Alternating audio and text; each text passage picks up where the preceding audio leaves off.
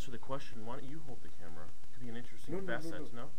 Oh, okay. Continue. It would be, I remember I'm like Italian Western actors, you know. I can do two things at the same time. No, what I want to tell you is here, apropos choice, that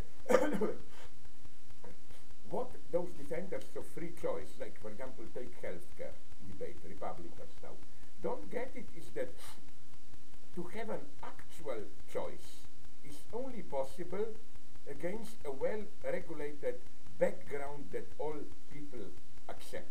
Like, to be very vulgar, let's say I want to live a free life, when I feel free to walk around, do whatever I want, choose my profession, and so on and so on.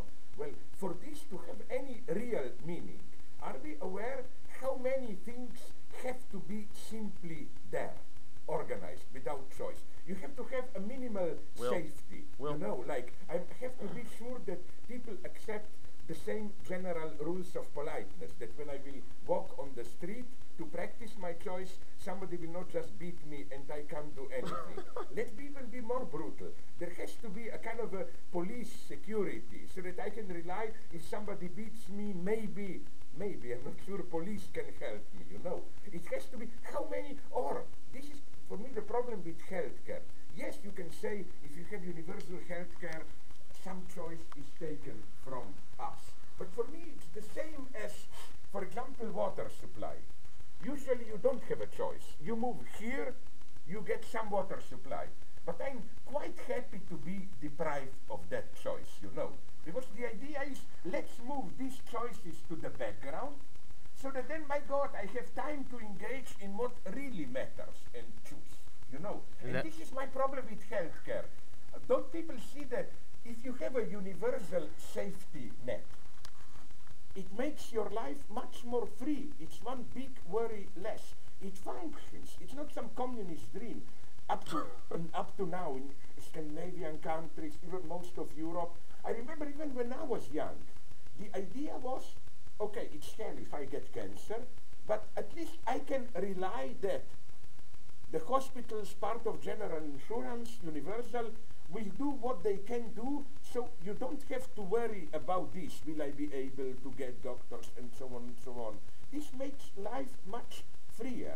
This fundamental awareness is crucial. Our freedom of choice needs a well-organized background to be actual It's freedom. a brilliant proposition. I believe you're presenting the fact that amongst our systems in society, we have the ability to, quote-unquote, fabricate an actuality of realistic presentations that create higher potentials of being, I believe. Yeah, and again, this is why I think it's a crucial debate that you have even now in the Supreme Court of healthcare, because, again, on the one hand, it touches the fundamental premise of American ideology, you know, like freedom of choice. On the other hand, no one can say, oh, this is a communist plot or whatever, a utopian idea. Fuck you, it functions with all the problems, more or less. It functions in Canada, in most of Europe, and so on. It can be done, and all the democratic capitalist system survives.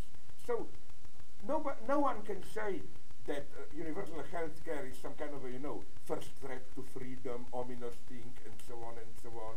This is why I think that, in spite of my criticism of Obama, blah, blah, I think that he did here the right thing, that this is the crucial debate, and it was a well-chosen topic, because, again, it does disturb the core of the dominant ideology, but at the same time, the proposal is not utopian. It's not let's nationalize everything or whatever.